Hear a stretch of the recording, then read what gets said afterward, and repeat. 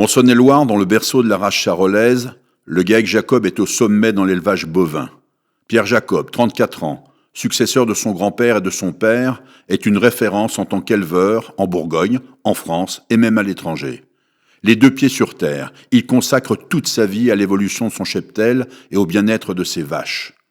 Pourtant, le 26 juin 2025, la direction départementale de protection des populations se présentait au GAEC Jacob, accompagnée de la gendarmerie, suite à un contrôle précédent du 18 avril 2025, non conforme. Ils y trouvaient une situation humaine et sanitaire dramatique. Je suis un homme de communication et crois bien connaître le monde agricole et rural. J'ai voulu réaliser ce film car j'ai été ému de l'histoire dramatique de cette famille et j'ai convaincu Pierre Jacob de parler pour la première fois en attendant son procès. Un témoignage rare au cœur même de la ferme de Pierre, désormais déserte. Ce documentaire nous aide à comprendre, avec les témoignages courageux de quelques responsables agricoles, pourquoi ce drame a pu arriver, comment ce jeune éleveur, heureusement lui vivant, a commis et caché l'impensable pendant une année.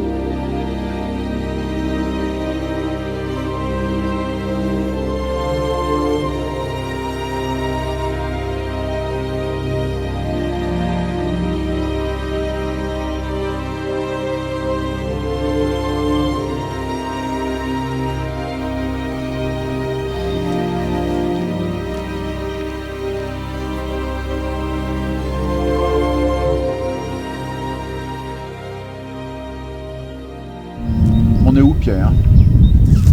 Savigny-sur-Grosne, Saône-et-Loire. Là, cette barrière-là, c'est une barrière qui, pendant des mois, empêchait de rentrer ou empêchait de sortir? Bonne question. Surtout de rentrer, dans un premier temps, je pense. Ouais.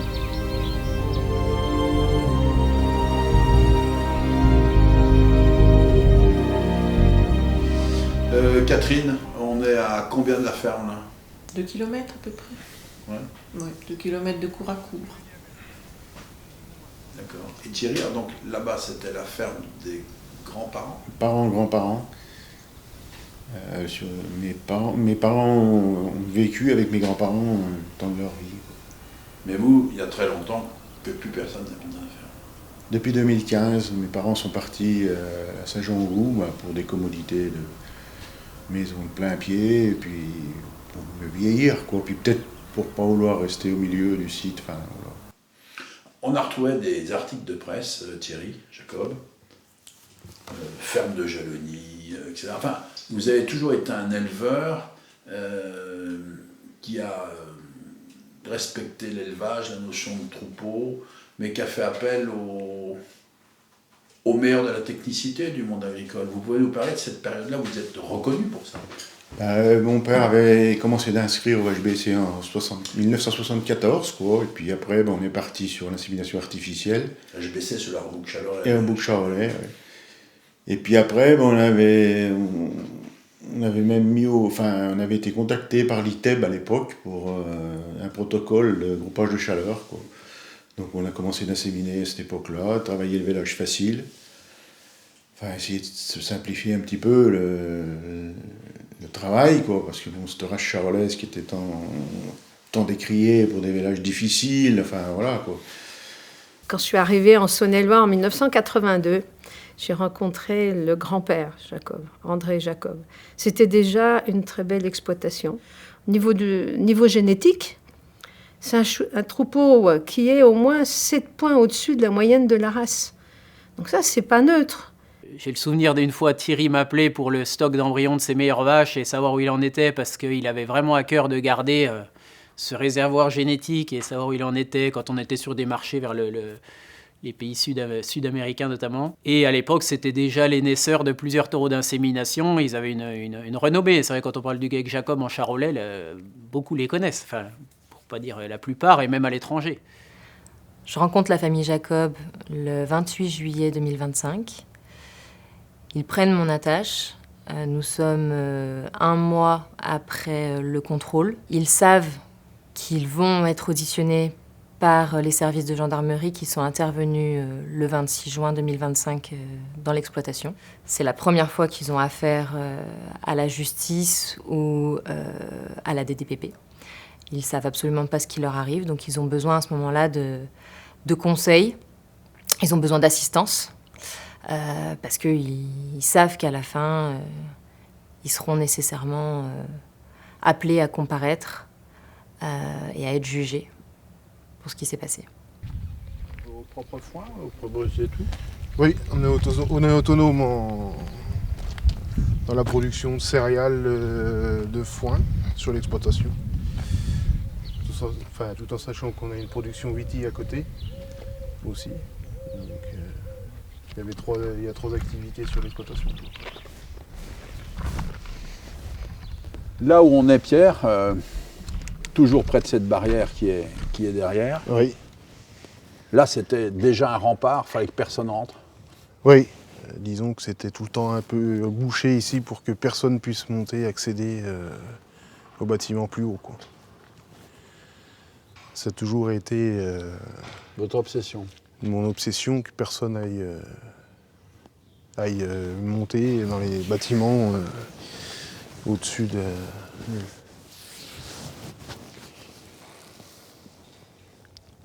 Pour voir la catastrophe. Voilà. Bah oui, voir ça, voir ce qui se passait dans les bâtiments, quoi. Pierre, je dis la catastrophe parce que c'est une catastrophe. À la sortie, il y a combien de bêtes qui vont malheureusement y laisser la vie? Vous le savez exactement? Non, le chiffre exact, je l'ai pas en tête. Je sais même plus, je crois que 290, je crois. Voilà. Et on va avancer par là.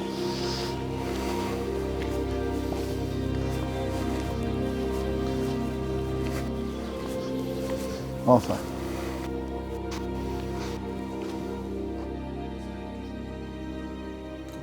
Comment ça s'est passé, cette fameuse journée où il y a 25 gendarmes qui déboulent? Bon, moi, j'avais traité les vignes la veille. Vous étiez en train de gérer votre enjambeur, si j'ai bien compris. Vous étiez Ouais. en bas de la ferme, vous mettez le... Oui, j'étais en bas, là, j'étais en train de rincer ma pulvée, parce que j'avais traité la veille, j'étais en train de la nettoyer, démonter mes filtres. Et puis voilà, ils sont arrivés dans le dos, comme ça, 3-4 voitures, et puis voilà. Et tout de suite, ils ont demandé Pierre. J'ai dit Pierre, on devait remonter la clim sur la batteuse pour moissonner, quoi.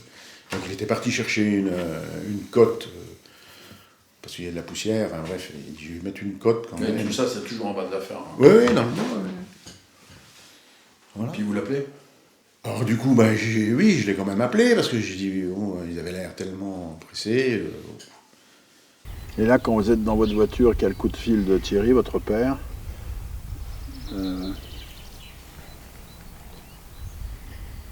qu'est-ce qui vous trotte dans la tête? Tu voulais devoir affronter les choses? Le premier réflexe, c'était plus qu'est-ce que je vais leur dire? Qu'est-ce que je vais raconter, encore une fois? Et j'ai donc le début du rendez-vous, entre guillemets, si on peut appeler ça un rendez-vous, mais c'est un peu passé comme ça, quoi. Leur dire que j'avais des justificatifs, que j'avais pas le temps de les envoyer. Sauf que eux, ils savaient très bien pourquoi ils étaient là et que ils voulaient en voir plus, quoi. Donc après... Vous étiez encore un peu dans le déni, encore. Ouais. Ouais, ça n'a pas duré longtemps. Ça a duré un quart d'heure, quoi. Puis après, j'ai vidé mon sac. Vous avez l'impression que Pierre, il est soulagé, quelque part. C'est ce qu'il nous a dit. C'est ce qu'il nous a dit. Ce qu'il nous a dit qu'il attendait ça. Il savait ce qu'allait, il se doute, enfin, il avait conscience de ce qui allait arriver, et c'est ce qu'il vous a dit sur le coup. Enfin, moi... C'est ce qu'il nous a dit, oui. On avait eu un contrôle le 18 avril, je crois. Et bon, moi, j'ai pas participé parce que ils se débrouillaient, et puis voilà, quoi. Et j'ai pas eu d'écho, puis les gens n'ont rien vu non plus. Enfin, voilà. Mais ce que je comprends pas, parce qu'il y avait Pierre avec son cerveau qui était bloqué, avec des barrières, voilà, il ne pouvait plus franchir le cap. Mais je me dis, les gens autour, comment ça se fait qu'ils n'ont pas entendu le bruit des vaches? Comment ça se fait? Pourquoi cette espèce d'omerta autour de nous? Alors c'est vrai qu'on est tous dans nos voitures, nos modes de vie. Ils ont bien entendu du bruit. Il est évident que, qui plus est, si on n'est pas de la partie, qu'on s'interroge sans être capable d'expliquer l'inexplicable. Mais quand on connaît ce monde des éleveurs, quand on connaît leur passion, leur attachement à leurs animaux, qu'a-t-il pu arriver à cet éleveur qui l'amène à ce point-là à perdre pied et à abandonner son troupeau? Je voudrais revenir sur ces jours où vous êtes plus capable. Il y a quoi? Un jour, je travaille pas, 2 jours, je travaille pas, 3 jours, je travaille pas. Puis il y a un moment, quand on est une ferme comme la vôtre, avec un troupeau comme ça, 3 jours sans être aux côtés de ses bêtes, c'est déjà un peu trop tard? Trop tard. Oui. Oui, c'est déjà... c'est déjà plus possible pour les bêtes. 3 jours, 1 semaine, c'est... Et c'est les veaux d'abord qui partent? Oui, les plus... Enfin, certainement les bêtes les plus faibles. Je pourrais pas vous dire, puisque je suis pas rentré dans les bâtiments avant le mois de septembre. Donc, quand je suis rentré dans les bâtiments, c'était plus question de sauver quelque chose, quoi. On avance dans cette ferme, allez. On va quand même y aller, oui. Dans ces bâtiments. Je sais que c'est pas facile pour vous, Pierre, mais il y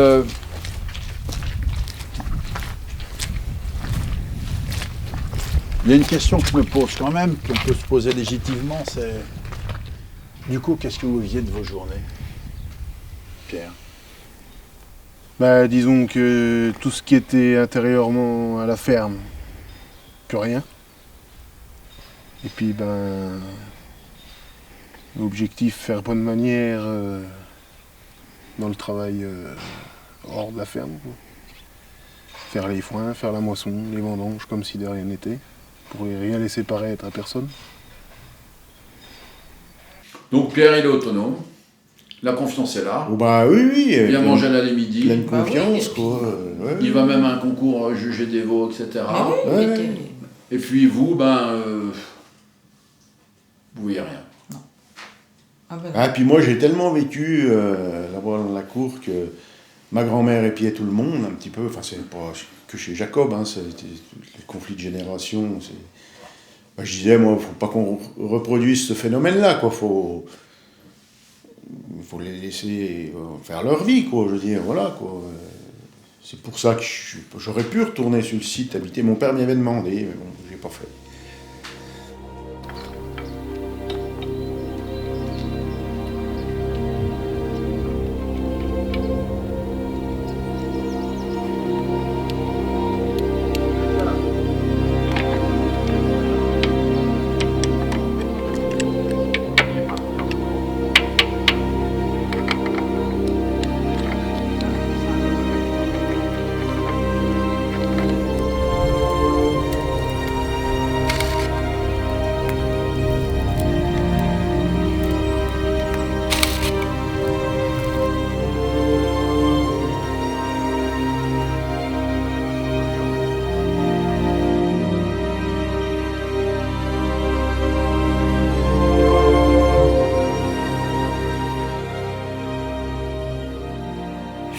Moi, je crois plus quand même au fait que un gars qui se sent dans cette situation-là de perdre pied, il va arriver à parler à quelqu'un qui, opportunément ou moins opportunément, va arriver sur la ferme, va causer, va peut-être se dire bon, ça, c'est bizarre, enfin, là, il y a 2-3 trucs qui me paraissent pas normaux, et il va arriver à faire parler le gars, et peut-être pas en une fois. Et je pense que cette personne-là, ça peut pas être un proche.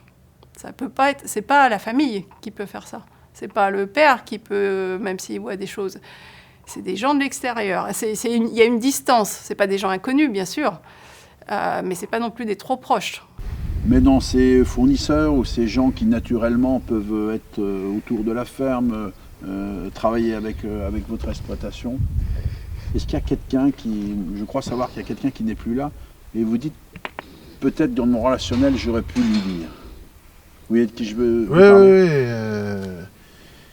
Disons que c'est quelqu'un qui pouvait passer à l'improviste et puis qui était ici, enfin comme chez lui, et disons. On peut dire qui c'est? C'était quoi, un ancien technicien? C'est un technicien qui est décédé maintenant, qui était à Alsony, Beauvin-Croissance, et avec qui on avait une relation de confiance et qui soutenait ses éleveurs en règle générale, avec qui moi pour le coup j'avais vraiment une confiance parfaite. Donc lui il venait, il vous regardait dans les yeux, vous parliez du business, vous parliez d'autre chose, la pluie, du beau temps. Ouais, puis il venait, il regardait les animaux, il pouvait rentrer dans les bâtiments sans que je sois là, c'était pas un souci. Et là, il était plus là. S'il avait été encore là, il serait venu, vous leur auriez dit on reste à la barrière, on va pas voir les animaux, ils auraient dit quoi, Pierre? Je pense qu'il m'aurait pas laissé le choix. Que de rentrer. Il aurait trouvé une solution pour rentrer et passer la barrière. Et là, il y a déjà quoi qui se passe ici pour planquer les choses? Là, il y avait déjà souvent un tracteur, ou 2, pour que personne puisse monter en voiture déjà. Mais là, vos bêtes sont pas là, dans ce premier bâtiment. Non, elles sont pas dans ce bâtiment-là, mais bon, c'est tout caché. Enfin, c'est tout resté fermé. Blocage pour que le passage puisse pas se faire, que les gens puissent pas monter plus haut que les bâtiments de stockage de matériel, quoi. Et vous avez réussi? Oui. Oui. Bon, puis il a eu réponse à tout, quoi. Il a développé, il est intelligent, il a développé des choses pour faire qu'il a réussi à cacher à vous, à cacher à tout le monde. Il avait toujours une réponse. Je veux dire, il y avait toujours un prétexte. Ce tracteur qui était en permanence, Manitou qui était en permanence sur ce béton, on pouvait pas monter au-dessus en voiture, quoi. Là, vous pouviez, là, ici, oui, y passer des heures? Des heures à attendre. Des heures à attendre que le temps passe. Sans être capable de faire quoi que ce soit. Et là, juste derrière vous, au-dessus, ça c'est une des anciennes stabules. Oui. C'est là que la plupart des bêtes sont, pendant ce temps-là. Oui. Sans nourriture, sans eau. Sans nourriture, l'eau, il l'avait, mais... Et puis, qu'est-ce que vous faites? Parce que là, cette stabule a l'air très ouverte. Et aujourd'hui, il y a du matériel. Bien sûr, c'est vide, mais... J'ai monté, j'avais mis des bottes de paille, des bottes de foin, bottes d'enrubanage, pour que ça ne se voie pas de l'extérieur, quoi.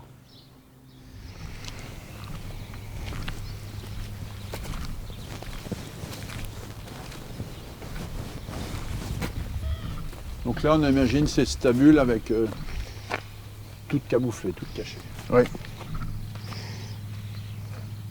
Bâtiment cloîtré, impossible de passer devant.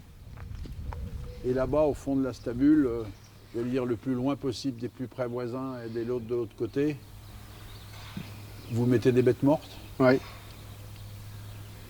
Ah ouais, les nuits, on essayait toujours dans l'optique d'essayer de cacher. Les bêtes sont là-bas, puis on met de la paille, on met quoi? Ouais, on essaye de les cacher, de les mettre sous de la paille, avec un peu, en essayant que ça ne se voie pas de l'extérieur, quoi. Puis un jour, on n'entend plus de bêtes. Ouais. Vous êtes quoi, dans la voiture, vous n'entendez plus rien? C'est quoi votre sentiment, là? Pas facile à expliquer. Là, le sentiment, c'est de se dire que c'est fini, quoi.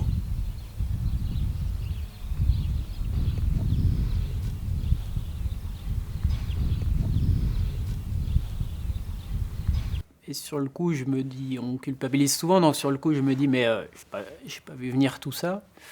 Voilà, je me dis peut-être que ça coïncidait aussi, et puis peut-être qu'il y a eu des alertes que j'ai pas su détecter, notamment quand Pierre me disait, si ça te dérange pas, viens plus tard ou autre, et peut-être que, ouais, sur le coup, j'ai plutôt culpabilisé à me dire, dans ton système d'envoyer des SMS, des mails ou autre, peut-être qu'en fait, il faudrait prendre le temps de s'appeler des fois, quand on a tous un moment dans la journée où on peut appeler quelqu'un, et puis peut-être ne serait-ce que quand on passe à 300 mètres de l'entrée, s'arrêter, juste dire bonjour, voir si ça va. Et voilà, sur le coup, j'ai plutôt culpabilisé. Alors il y a un truc qui est dingue, c'est que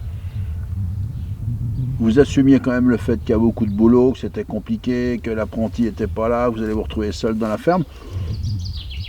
Finalement, je comprends leur position, ils ne s'inquiétaient pas trop parce que vous aviez décidé de baisser le nombre de mères, de troupeaux, de vélages. On était dans un raisonnement de viser l'autonomie fourragère sur l'exploitation. On avait passé quand même quelques années compliquées avec les sécheresses consécutives. Donc disons que les excuses étaient plausibles sur le fait qu'il y ait moins d'animaux. Mais Pierre, il a été installé, je crois, en 2015. Il a repris un troupeau qui avait un certain niveau. Et quand je regarde les chiffres de bilan génétique de suivi de troupeau, son cheptel, il a continué de l'améliorer. Alors, il a diminué un petit peu le nombre de vaches, ce qui est compréhensible, parce qu'il y avait d'autres travaux sur l'exploitation. Mais les performances du troupeau ont fait que progresser. Et ce qui me fait mal au cœur, c'est quand je vois la rupture 2023, dans les bases de données. Il passe de 110 vélages à 20 vélages. Dans les bases de données, c'est inscrit et il n'y a pas de signal d'alerte qui se met en route. Et ça fait mal au cœur, quoi. Mais l'environnement d'une exploitation, il est quand même riche d'une multiplicité d'acteurs. Honnêtement, la courbe des actifs agricoles s'est effondrée, mais l'environnement de l'agriculture ne s'est pas effondré sur la même courbe. En tout cas, j'ai de la peine à croire qu'une situation se dégrade à ce point-là sans que personne n'ait absolument rien vu. Comment ça n'a pas été vu? Vous avez été fort, vous avez fait quoi? Comment ça n'a pas été vu, ça, j'ai pas la réponse. Les déclarations n'étaient pas faites dans les temps, les papiers étaient abandonnés, laissés à l'abandon. Mais on vous rappelle quand c'est comme ça, les organismes, les choses, ils vous rappellent. Mais vous faites quoi? Oui, ils rappellent, mais ils viennent pas. Des courriers qui étaient plus ouverts à la fin. Mais personne n'avait bougé le petit doigt pour venir voir ce qui se passait vraiment. À aucun moment, quelqu'un a pris sa voiture et puis s'est dit on va voir ce qui se passe. Mis à part la VDPP le 26 juin, qui au bout d'un moment sont quand même finis par venir, quoi. Que certains qui auraient peut-être pu les voir et pas vu. Catherine, ça vous met un peu en colère. Ça. Ouais, est-ce qu'ils ont pas vu, est-ce qu'ils ont vu et qu'ils n'ont rien dit? Est-ce qu'ils n'ont pas vu? Je sais pas, à mon avis, bien quand même. On se pose des questions. Quand même. Il y a plus de 400 000 exploitations en France, et puis le nombre de fonctionnaires a monté je ne sais combien. Enfin, il faudrait trouver la relation, mais ça n'a pas baissé autant que les exploitations, quoi, je veux dire. Au cours de ma carrière, j'ai rencontré, copiloté différents techniciens. Il y avait des techniciens qui était difficilement maîtrisable, hein, ça faut le reconnaître. Mais par contre, ils avaient cette capacité à s'arrêter chez les éleveurs, à détecter le nombre de... Moi, j'ai fait des tournées avec ces techniciens, et je les voyais en élevage, et ils disaient, dis donc, cette vache-là, il est où son veau ? Là, viens voir dans cette étable, qu'est-ce que tu as encore là ? Et ces techniciens-là, ils avaient d'abord la fibre animalière, mais aussi ce savoir-faire avec les éleveurs. Et ça, je pense que... Alors, il y en a encore, hein, il y en a encore quelques-uns, mais de moins en moins. Le côté solitude, effectivement, on peut dire qu'il n'est pas seul parce qu'il y avait les parents qui habitaient à côté, il y avait une relation familiale qui était bonne, mais en même temps, à un moment, on peut s'isoler quand même tout seul, parce que justement, il y a des choses dont on ne peut plus parler, et il y a des choses dont on ne peut pas parler avec sa famille. Il y a seul et seul, et il y a la solitude du monde agricole quand même. Quand on est sur un tracteur, aujourd'hui, quand on fait des chantiers de foin à l'époque, c'était peut-être physiquement beaucoup plus difficile. Sauf que c'était des moments de convivialité, c'était des moments où les gens y causaient. On a enlevé de la pénibilité physique incontestablement aux travaux de la terre, mais en parallèle de ça, ce qui pèse sur les épaules du chef d'exploitation est plus lourd que ce qui pesait hier. C'est-à-dire qu'il faut être excellent partout, moyen et encore moins médiocre nulle part. Et ça met, qu'on le veuille ou non, une pression extrêmement forte sur le capitaine du bateau. Je pense que l'agriculture ne peut pas ignorer qu'il y a là une difficulté particulière dans un milieu où souvent l'exploitant est seul et où il peut prendre naissance d'un drame qui vire à la catastrophe. Voilà. Et je pense que jeter la pierre est sans doute le premier réflexe le plus simple, mais collectivement, on ne peut pas ne pas s'interroger sur les origines et surtout les moyens de prévenir. Est-ce que ce qui lui a pas manqué à Pierre, c'est aussi cette relation quelquefois avec des organismes, des COP, des machins, des choses auxquelles on adhère, qui... c'est pas à coup de mail qu'on fait les choses, mais on vient se voir, on se cause les yeux dans les yeux. Ouais. C'est sûr qu'il y a eu plein de changements aussi. Vous avez changé d'acheteur de bêtes.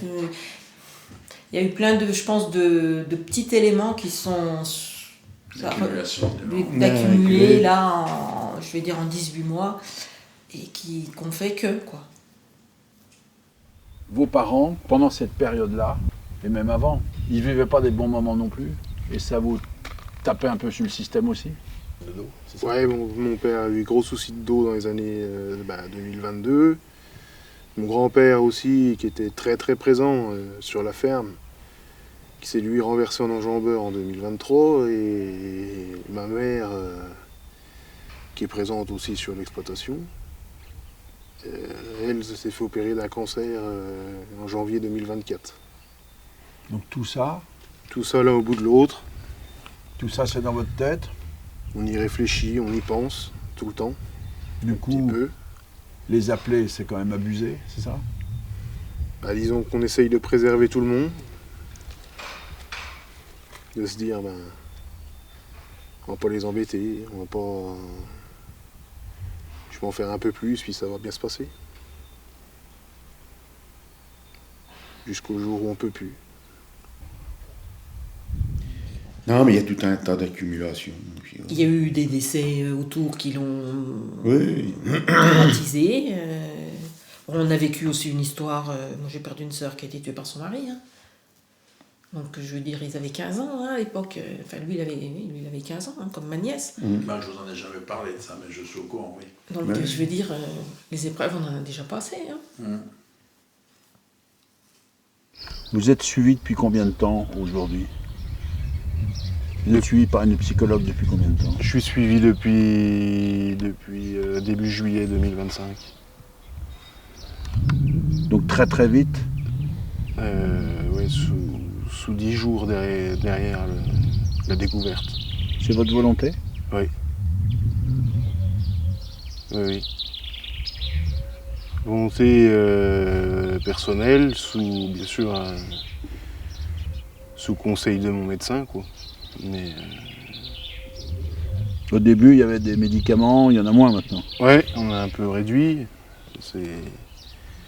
Les nuits sont plus faciles, on va dire. Le sommeil est plus facile à trouver que passer une période. Là. Ces séances, elles permettent quoi? Bah, de vider son sac, de comprendre aussi pourquoi on en est arrivé là. Vous comprenez aujourd'hui pourquoi? Ouais, entre autres, ouais. Si vous deviez, non pas hiérarchiser, mais parce qu'on sent bien que c'est une accumulation de choses. Ouais, une accumulation et certainement en partie une surcharge de travail, mais aussi une surcharge mentale, certainement. Et c'est une accumulation de beaucoup de petites choses qui, toutes l'une au bout de l'autre, font qu'on en arrive là, quoi. C'est pas du jour au lendemain. Où on baisse les bras et on s'arrête, quoi. C'est vraiment arriver petit à petit. Et en fait, le sentiment, c'est qu'on croit qu'on va y arriver, qu'on va remonter la pente, et à chaque fois ça retombe. Et en fait, ça patine, quoi. On croit et on redescend, et on croit et on redescend. C'était ça en permanence pendant 1 an. Elle dit quoi, la personne qui vous accompagne? Elle dit c'est quel type de problème? Eh ben, donc en termes médicaux, on va parler de burn-out et de syndrome dépressif sévère, qui est la cause aussi de mon arrêt de travail et puis de mon traitement qui est mis en place par mon médecin, qui elle-même est conseillée par un psychiatre derrière, quoi. C'est dramatique ce qui est arrivé, hein. Mais Pierre, il est là. Je pense qu'on est passé au bord de la catastrophe. Sans doute. Puis vous allez devoir être encore solide pour lui. Ah bah oui, Hein? on ne lâchera pas. C'est vrai qu'il y a des fois, je me dis, il faut qu'on fasse attention aussi à pas trop le... Mais c'est Il vit chez sa sœur. là pour le moment. Bah, ça nous rassure tous. Ben oui. Bon, c'est pas facile non plus tous les jours, mais c'est vrai que on ne reviendra sûrement plus de la même façon, ça c'est sûr. Et puis la catastrophe, elle aurait pu arriver pour vous à plusieurs reprises? Oui, j'y ai réfléchi, j'y ai pensé. Et bon, j'ai jamais passé vraiment. J'ai jamais passé le cap parce que je pouvais pas laisser assumer ça à mes parents, qui pour eux se doutaient de rien. Et ça aurait été vraiment trop... Enfin, je m'imaginais pas leur laisser un cadeau, enfin un cadeau, c'est pas un cadeau, mais... Un fardeau pareil. Un fardeau pareil, c'était pour moi, c'était à moi d'assumer les actes, les conséquences de mes actes plutôt. Mais serait-elle la solution pour effacer tout ça? Pour me soulager personnellement. L'enjeu pour Pierre, c'est de pouvoir retravailler sereinement, de pouvoir être à nouveau au contact des animaux, parce que je pense que pour lui, c'est quelque chose d'inenvisageable de ne plus travailler, de ne plus être au contact quotidiennement avec les vaches. C'est exclu pour lui, donc c'est notre but. C'est ce vers quoi on tend, c'est notre enjeu, qu'il puisse retravailler. Pierre, vous avez mis combien de temps avant de revenir dans le bâtiment là? Eh ben, le bâtiment, Il n'y a pas longtemps? il n'y a pas très longtemps que j'ai remis les pieds dedans. Je suis pas rentré au mois de juin avec les services. J'ai pas pu. Et après, j'ai des copains qui sont venus nettoyer les bâtiments. Et je suis rentré dans le bâtiment une fois qu'il était nettoyé, quoi. Il est solide, vos copains. Ouais. Oui, une bonne équipe de copains. Ils sont venus 2 week-ends de suite. Aider mes parents, quoi. Et les vaches qui ont été sauvées. Et ben, les vaches qui ont été sauvées, un bon copain aussi, qui est venu voir mon père dans les jours suivant le contrôle de la DPP, là. Et il a dit, on peut pas laisser partir des vaches comme ça, il faut qu'on en garde. Et donc du coup, il nous a racheté une partie des vaches, qu'il a mis sur ses prix. Et donc aujourd'hui, il nous a racheté, il a racheté 40 vaches de chez nous et une partie de la suite, quoi. Les génisses et des taureaux pour monter son cheptel à lui. Alors, paradoxalement, je me demande si dans la situation des Jacob, ce qui les a pas desservis, c'est de finalement avoir toujours été une bonne ferme, une belle ferme, chez qui ça peut pas arriver. Donc peut-être il y a juste le fait qu'autour, on n'a pas vu, parce que c'était pas possible que ça arrive dans une ferme comme ça. Et puis en plus, du côté des OPA, au sens professionnel, j'entends, qui sont des agriculteurs aussi, c'est vachement difficile de se dire, mais si ça lui arrive à lui, qui est la ferme où tout va bien, qui ressemble un petit peu à la mienne ou à celle que j'aimerais avoir, si ça lui arrive à lui, ça veut dire que ça peut arriver chez moi. Ça n'arrive plus au branquignol du coin qui n'a jamais été capable de mener son cheptel comme il faut. Parler est une habitude, écouter est un art. Et je pense que face à la difficulté, en tout cas dans ce métier que j'aime et que je crois connaître un peu, je pense qu'il faut savoir beaucoup écouter, beaucoup observer et avec une grande humilité savoir détecter avant qu'il ne soit trop tard la détresse de quelqu'un qui progressivement est en train de perdre pied. Et le pire n'est jamais sûr, mais derrière des séismes comme ça, il faut rester prudent. Il faut rester proche des gens. Ne pas les juger. Évidemment qu'il est facile de dire c'est inadmissible, quel scandale. Oui, c'est facile. Il faut aussi savoir se dire, mais qu'est-ce qui a pu arriver? Et puis peut-être quelle part de responsabilité éventuellement on peut indirectement avoir aussi. Mais vous comprenez tous les gens qui n'ont pas pu comprendre ça, qui n'arrivent pas à comprendre ça. Chaque personne a son avis et chaque personne est libre de penser ce qu'il veut. Moi, à aucun moment j'ai eu dans l'idée de faire changer les avis des gens.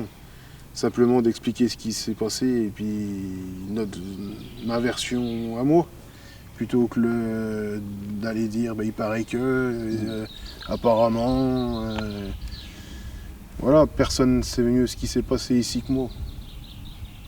C'est pour ça qu'avant d'incriminer quelqu'un, il faut aussi se rappeler son propre parcours et se rappeler aussi qu'à certains moments, on n'allait pas bien.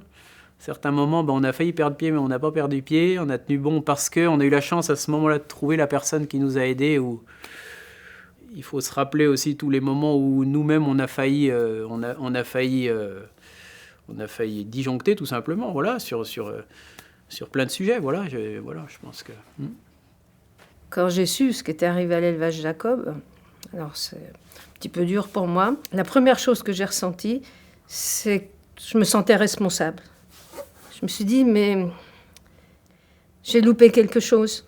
J'ai quelque chose que je n'ai pas mis en place. Je ne pouvais pas prôner des grands troupeaux et j'aurais dû penser à l'humain. Et on est plusieurs comme ça, j'aurais pu entraîner d'autres personnes. Et je ne l'ai pas fait. Donc, ce qui arrive à l'élevage Jacob, moi, je me sens responsable, mais je pense qu'il y en a d'autres dans le département qui se sentent responsables. Alors, ils disent rien, mais on n'a pas su accompagner ça. Et puis, dire mon respect à l'égard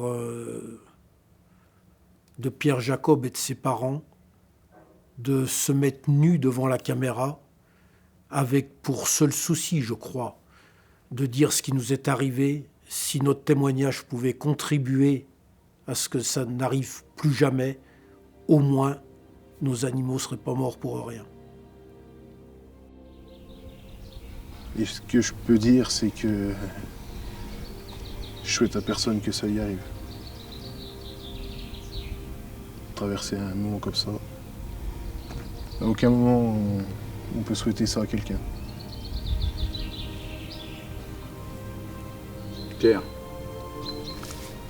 c'est le printemps, il fait beau. Oui. Ça va aller mieux. Ça va aller mieux, oui. On va profiter du soleil et puis de la nature pour essayer de rebondir du mieux que possible. Vous êtes quelqu'un de courageux, Pierre.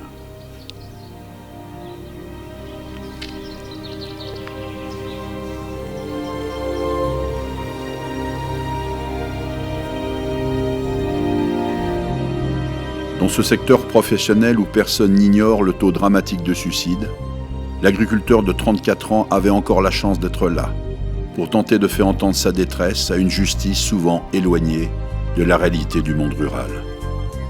Le 1er juin 2026, Pierre Jacob a fait face au tribunal, dans le cadre d'une comparution sur reconnaissance préalable de culpabilité.